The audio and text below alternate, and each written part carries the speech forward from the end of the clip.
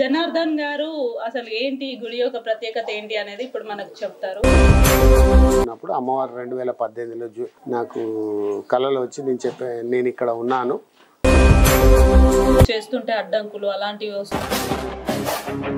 మందితో స్టార్ట్ చేసి 500 మంది భోజనం చేశారు. దగ్గరుండి ఎట్లాంటి అనుభూతిని పొందారు మీరు? చూపియాలి కంట్లోంచి పాలు అంటే నేను పాలు అనుకోలేదు అనమాట. ఏం తెల్లగా వస్తున్నా ఫస్ట్ తుడి చేసా, నాకు తెలియదు కాబట్టి.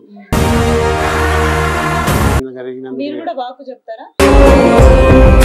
నేను చెప్పాను, అమ్మ చెప్తారు. అమ్మవారు కన్నడలో చెప్తే నేను దాన్ని తెలుగులో. చాలా మంది దయ్యాలు పట్టినాయి, భూతాలు పట్టినాయి అని అంటూ ఉంటారు. ప్రాణహాని ఉన్న వాళ్ళు కూడా ఇక్కడికి వచ్చి బతికిపోయిన వాళ్ళు ఉన్నారు. ఎంతో మంది ఇక్కడ వాళ్ళకి మంచిగా అయిపోయిన వాళ్ళు ఉన్నారు. నా పైన అమ్మ ఉండగా నాకేం జరుగుతుందమ్మా, అమ్మవారు ఉండగా నాకేం జరుగుతుంది? హాయ్, హలో, నమస్తే, welcome to our channel. This is Priya. ఇప్పుడు మనం అయితే ప్రజెంట్ చిట్కుల్ గ్రామం టెంపుల్లో అయితే ఉన్నాము. తుల్జా భవానీ మాత స్వయంభు వెలిసిన మాత ఇక్కడ వేప చెట్టుగా అయితే వెలిసింది, మనం ఇక్కడ చూసుకోవచ్చు. జనార్దన్ గారు అసలు ఏంటి గుడి యొక్క ప్రత్యేకత ఏంటి అనేది ఇప్పుడు మనకు చెప్తారు. నమస్తే. నమస్కారం. ఎలా ఉన్నారు? బాగున్నాం, మీరు బాగున్నారా? బాగున్నాను. అసలు ఈ వేప చెట్టు అమ్మవారు అసలు ఎలా వెలిసారు, అసలు అమ్మవారు యొక్క ప్రత్యేకత ఏంటి?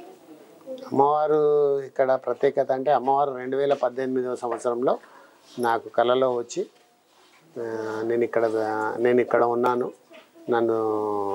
ఇక్కడ ఉన్నాను, నువ్వు రా అని చెప్పి నాకు చెప్పడం జరిగింది. కళలో వచ్చి చెప్పారు. అది 2018లో ఈ కళలో రాకముందు ఇక్కడ ఏముందంటే, ఇక్కడ ఏదైతే అమ్మవారు వెలిసిన ప్లేస్ ఉందో, ఈ అమ్మవారు వెలిసిన ప్లేస్ బ్యాక్ సైడ్గా నా ల్యాండ్ ఉంటుండే, నా సొంత ల్యాండ్, మా వ్యవసాయ భూమి ఉండే.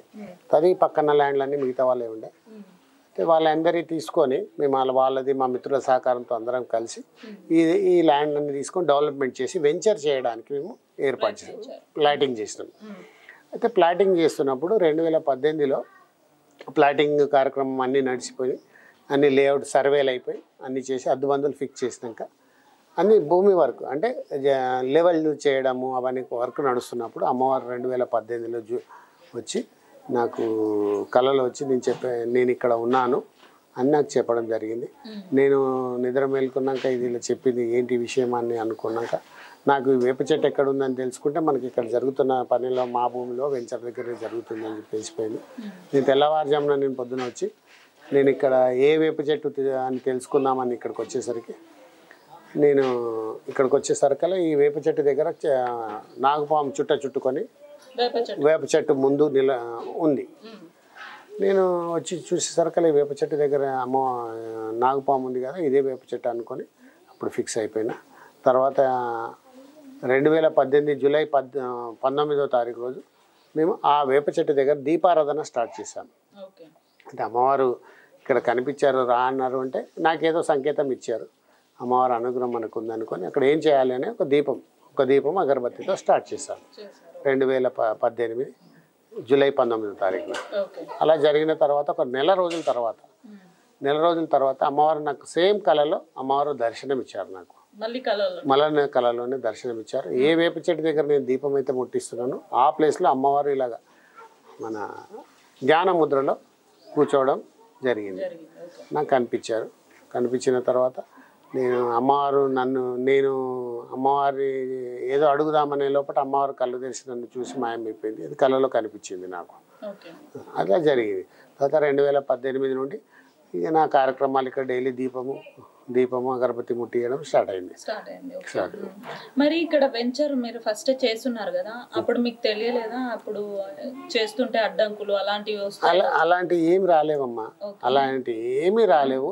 గత 55 సంవత్సరాలుగా నా ఏజ్ 55 సంవత్సరాలు, మా తాతల తరం నుంచి మాకు ఈ ల్యాండ్ ఉంది.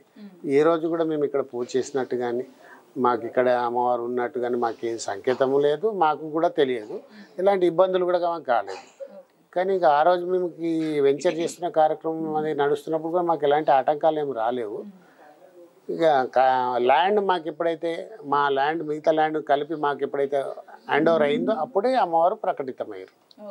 ఎందుకంటే ఇది నా ల్యాండ్ కాదు, పక్క వాళ్ళ ల్యాండ్.